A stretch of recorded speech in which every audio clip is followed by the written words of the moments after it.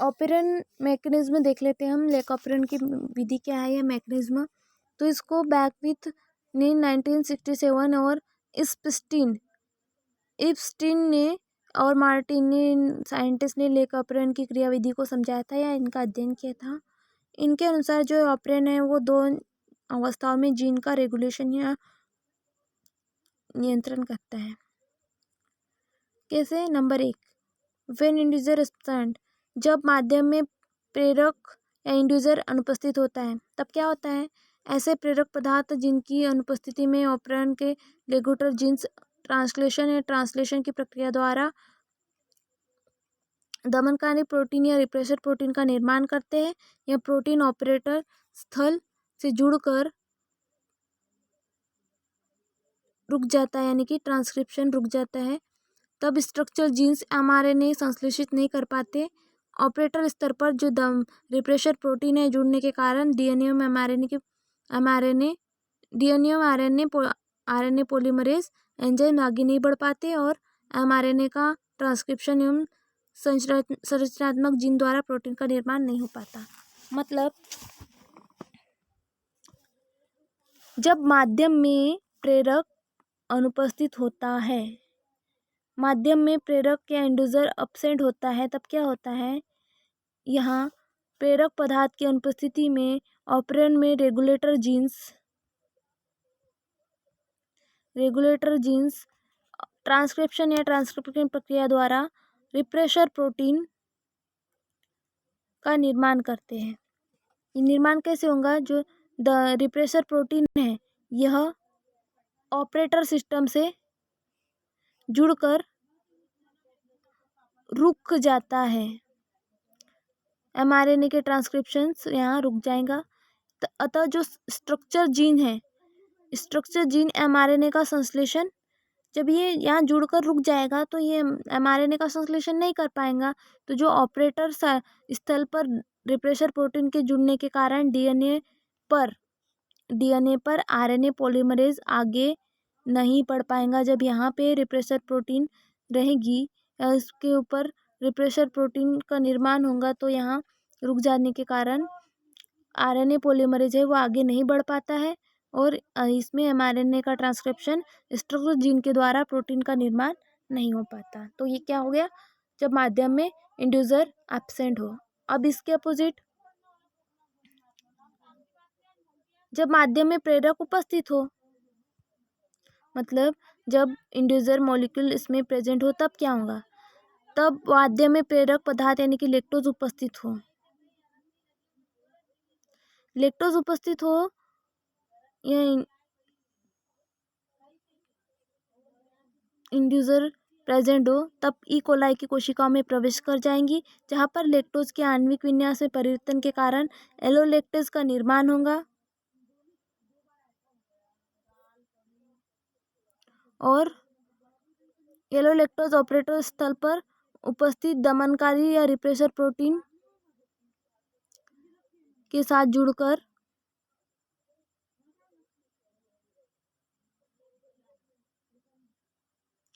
Repressor protein को inactive कर देता है, जिसके फलस्वरूप इनएक्टिव रिप्रेसर प्रोटीन ऑपरेटर स्तर से अलग हो जाती है।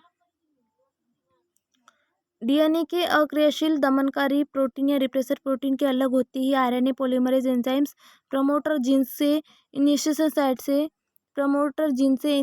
साइट से जुड़कर एमआरएनए का ट्रांसक्रिप्शन कर देता है और एमआरएनए के बाद में विभिन्न प्रोटीन्स या एंजाइम्स का निर्माण संरचनात्मक जीन की सहायता से होता है। जब जीन 3 तक पहुंच जाने के पश्चात एमआरएनए की श्रृंखला में राइबोसोम्स जुड़ जाते हैं और वहां पर beta galactoside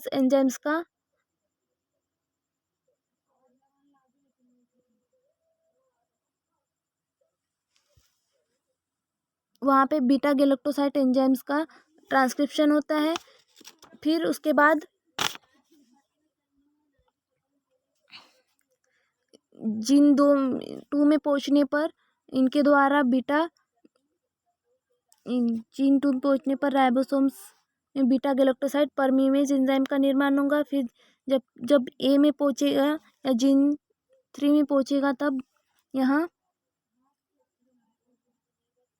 beta galactoside trans एसिटिलेज enzymes का निर्माण होगा। इसी प्रकार जब लैक्टोज के जल अपघटन के लिए सभी एंजाइम्स का निर्माण पूरी तरह प्रक्रिया रुक जाएंगी तो दूसरे प्रकार की प्रोटीन्स की आवश्यकता होने पर ऑपरेंड पुनः सक्रिय हो जाएगा।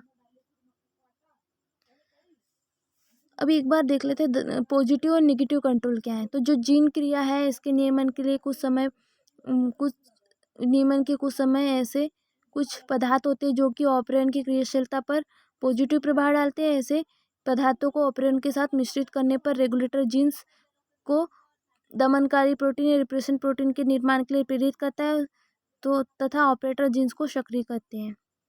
फिर जो एमपी साइक्लिक एमपी है कैटाबोलिक जीन एक्टिवेटर को लेक ऑपरेंड पर सकारात्मक या धनात्मक प्रभाव डालते हैं। यहाँ पर जो सी साइक्लिक एमपी है वह कैटाबोलिक जीन एक्टिवेटर प्रोटीन को सक्रिय कर देता है, जिसके कारण जो कैटाबोलिक जीन एक्टिवेटर है वो प्रोटीन आरएनए पॉलीमरेज को प्रमोटर जीन से बंधित होने पर सक्षम बनाती है और रिप्रेशर प्रोटीन निर्माण पर ऋणात्मक नियंत्रण रखती है। जबकि जो कैटाबोलिक जीन एक्टिवेटर है वह साइक्लिक एमपी है, ये लेक ऑपरेंड की क्रियाशीलता पर धनात्मक प्रभाव डालती है। तो ये धनात्मक and positive and negative control हो गए।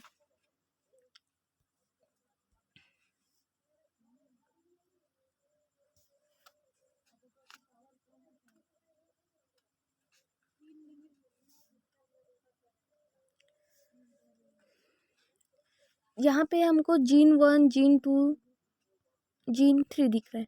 अगर यहाँ पे जीन जो सिस्ट्रोन है, सिस्ट्रोन की अगर बात करें तो यहाँ सिस्ट्रोन जेड, सिस्ट्रोन वाई, सिस्ट्रोन ए, तब क्या होगा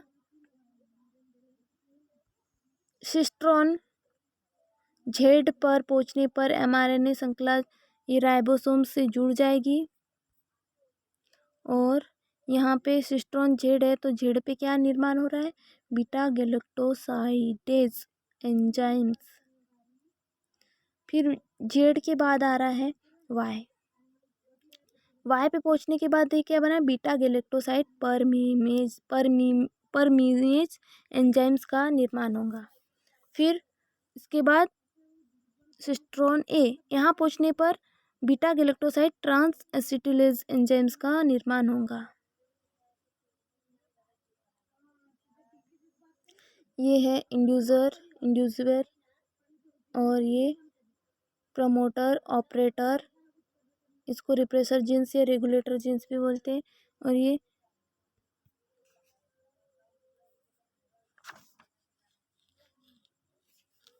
कंट्रोलर जीन्स, ये हो गए controller genes, repressor genes, promoter operator, ये कंट्रोलर जीन्स हो गए। और ये 3 स्ट्रक्चरल जीन्स हो गए जिसमें सिस्ट्रोन जेड वाई, सिस्ट्रोन ए भी आते हैं, या फिर हम जीन 1 जीन 2 जीन 3 भी ले सकते हैं।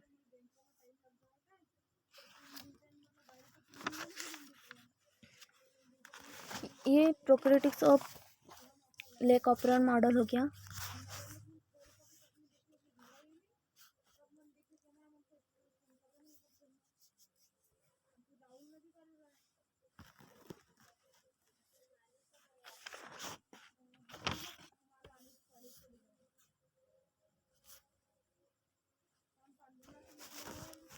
जो इकोलाई लैक्टोज में मेटाबॉलिज्म में होने वाले जो तीनों एंजाइम्स को कोड करने वाली जीन है, इनकी कार्य को ऑपरेंड के रूप में व्यवस्थित रहती है।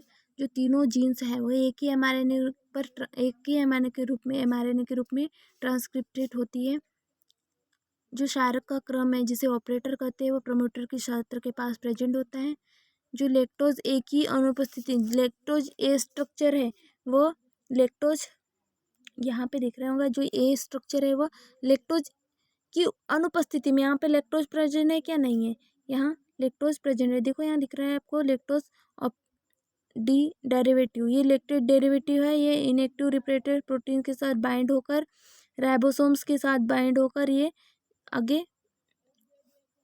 तो जो पहले देखते हैं लैक्टोज के एब्सेंट में क्या होता है, ऑपरेंड क्षेत्र से अलग, ऑपरेरॉन क्षेत्र से अलग स्थित एक रेगुलेटर जीन्स का उत्पाद रिप्रेसर प्रोटीन्स ऑपरेंट से जुड़ जाता है। रिप्रेसर प्रोटीन ऑपरेटर से जुड़ जाएगा तो यहाँ प्रमोटर जीन के क्षेत्र से आरएनए पॉलीमरेज का, जब ये रिप्रेसर प्रोटीन से इससे जुड़ जाएगा ऑपरेंट से, तो प्रमोटर क्षेत्र जो है वो, इससे क्या होगा, आरएनए पॉलीमरेज का मूवमेंट नहीं होगा, यानी कि ये आरएनए पॉलीमरेज का बनना रोक देता है। तो इसके फलस्वरूप ट्रांसक्रिप्शन क्या हो जाता है, रुक जाता है, एमआरएनए का निर्माण होना बंद हो जाता है। तो ये तो हो गया लैक्टोज के एब्सेंट में।